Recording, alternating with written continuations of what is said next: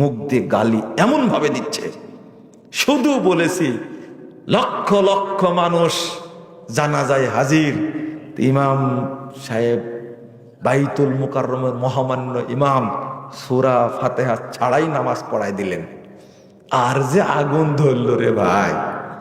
হ্যাঁ, কেউ আবার একবারে রঙিন ইরানি চশমা দিয়ে এইভাবে দেখতেছে, বুঝলেন, উল্টা করে দেখছে। এবারে দেখা যায় উল্টা করে দেখছে, এর মধ্যে ইখতিলাফ আছে কিনা এইভাবে দেখতেছে।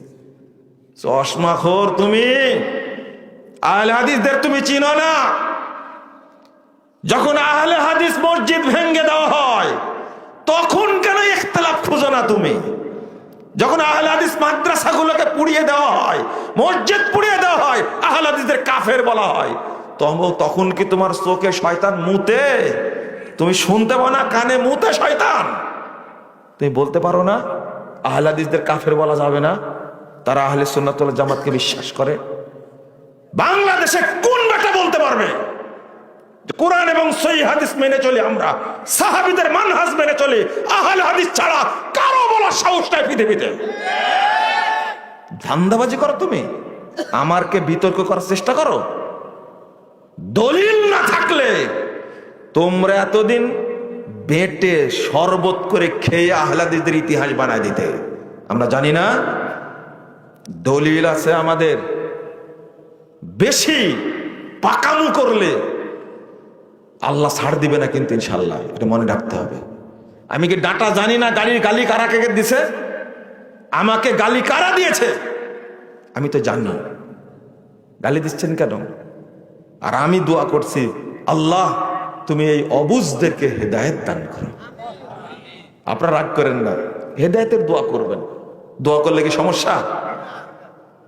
মারুফ কাসেমি বলছে যে আমি খোঁজ নিয়ে দেখলাম মুজাফফরের কোনো উস্তাদি নেই। লেখছে কি মারুফ কাসেমি দেখলাম এক প্রোগ্রামে চলে আসছে আমার কাছে, দেখছেন আপনারা? আমার কোনো উস্তাদি নাই নাকি? আমার কতগুলো উস্তাদ বেঁচে আছে এখনো। যাত্রাবাড়ি 3 দিন পড়েছিলাম, হারামায়নে পড়েছি, আলাদিপুরে পড়েছি, এই কলমুডাঙ্গায় 2 দিন পড়েছি। আমার উস্তাদি নাই। চিন্তা করতে পারছেন? যেমন আলবানির কোনো উস্তাদ ছিল না। আলবানি একজন মূর্খ মানুষ। তওবা তওবা তওবা, আস্তাগফিরুল্লাহ। হ্যাঁ, আলবানি ছিল ঘড়ির মেকার। আপনারা যাকে ইমাম মানেন তিনি কিসের মেকার ছিলেন? আমরা কি বলতে গেছি কোনোদিন? আমরা তো বলবো না। আদম আলাইহিস সালাম কিসের মেকার ছিলেন? লেন এবার খান। যদি আপনি শয়তানের পেট থেকে হন আমার আপত্তি নাই, তবে আদম আলাইহিস সালামের সন্তান যদি হন অবশ্যই আপনাকে দেখতে হবে আদম আলাইহিস সালাম কিসের চাকরি করতেন, কি করতেন। আমি ওইদিকে যাচ্ছি না। বাজে ভাষায় কথা বলবেন কেন? যাক, আলহামদুলিল্লাহ, যদি আল্লাহ কাউকে হেদায়েত দেয় আপত্তি আছে? আপত্তি নাই। আমি বলেছি যে এত কড়া কথা বলা উচিত না। জানাজার নামাজি হবে না। মুজাফফর নিজের কথা কোনোদিন বলে না। আমি নিজেকে মুফতি মনে করি না, আলেম মনে করি না। আলেমদের কথাগুলো বলার চেষ্টা করি। আমি যে আলেমের কথা বলেছি ওই আলেমের তুমি যদি মুতার পেশাব টানার চাকরি চাও তুমি সিরিয়াল পাবা না। এত বড় আলেমের কথা বলেছি আমি। এটা রুকুন সূরা ফাতিহা পড়া তোমার গায়ে লাগলো কেন? বুঝতে হলে আহলে হাদিস মাদ্রাসায় আসতে হবে। আহ্বান জানাচ্ছি, পড়ো কিছুদিন, ঠিকই বুঝে দেবেন ইনশাআল্লাহ। বহু আগে বলেছি, ফাইজলামি করার কি দরকার? আমি লিখছি ছোট্ট একটা কথা। তারেক রহমান আসলেন দেশে 25 তারিখে। শুধু তাগুত মুক্ত তাওহীদের দেশ প্রতিষ্ঠার অদম্য প্রত্যাশায় স্বাগত, শুধু এতটুকু লিখছি। কথা কি বুঝতে পারছেন? আমার ভাষাটা কেউ কি বুঝলো কি কেউ? তাগুত মুক্ত তাওহীদের দেশ প্রতিষ্ঠার অদম্য প্রত্যাশায় স্বাগত, এই ভাষাটা লিখছি। এই যে গালি দিলেন রে ভাই, ন্যাংটা হয়েছিলেন কিনা আল্লাহই ভালো জানে। কারণ ন্যাংটা না হলে এরকম গালি বের হবে না আমার কাছে মনে হয়। বুঝেইনি। কেন একজন তাগুতি নেতাকে স্বাগত জানাতে হবে? আমি কাকে স্বাগত জানাইছি বলে তো দেখি? হ্যাঁ, এই ভাষাটাই বুঝেননি। এজন্য এক মুরব্বী বলছে, বাবা তুমি আর কিছু লেখো না, তোমার ভাষা বুঝে মানুষ 10 বছর পরে, তাও বুঝুক 10 বছর আগে। যে লোক জাল হাদিসের কবলে রাসূল সাল্লাল্লাহু আলাইহি ওয়াসাল্লামের সালাতের বিরুদ্ধে এত কথা বলেছে, আলহামদুলিল্লাহ 13 বছর পরে আল্লাহ ওই লোককে হেদায়েত দান করেছেন।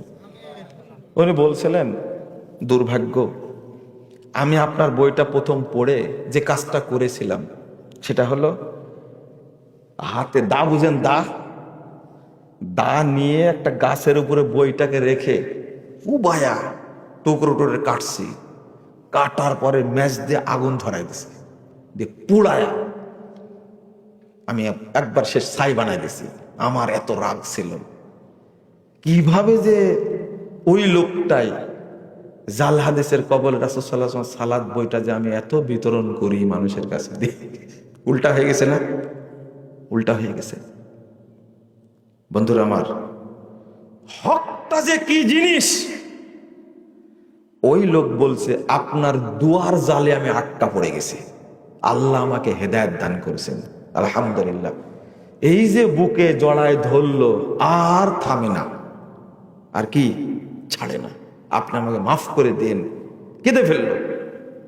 আমি যত কথা বলেছি আপনার সম্পর্কে, কথাগুলো উচ্চারণ করা যাবে, এত গালি দিয়েছি, এত গালি দিয়েছি, ওই গালিগুলো আর উচ্চারণ করতে চাচ্ছে না, উচ্চারণ করবে না। একজন লোক বুঝতে যদি এত টাইম লাগে, আমরা যাব কোথায় রে ভাই? তাও আপনারা সবাই কি করতে আসছেন? আপনারা সবাই শুনতে আসছেন, আগে বলে দিয়েছেন, বুঝছি, এটা আমি বুঝে নিয়েছি। আর যদি বলেন যে বুঝতে আসছে, এটা পরে।